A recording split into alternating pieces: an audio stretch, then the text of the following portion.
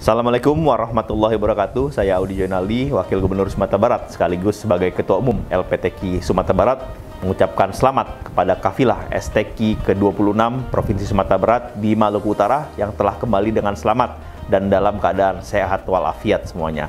Dan alhamdulillah telah berhasil meraih 10 besar dari 34 provinsi.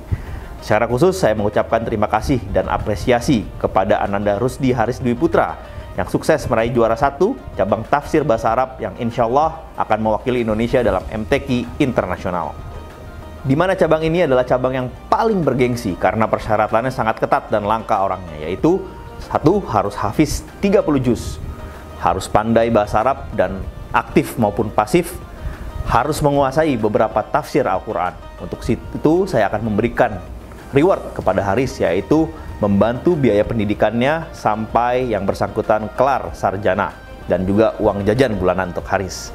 Demikian, semoga ini menjadi motivasi bagi kita semua. Semoga lahir, muncul Haris-Haris baru, Haris-Haris lain dari Sumatera Barat yang akan mengangkat nama Sumatera Barat ke depannya insya Allah. Terima kasih. Assalamualaikum warahmatullahi wabarakatuh.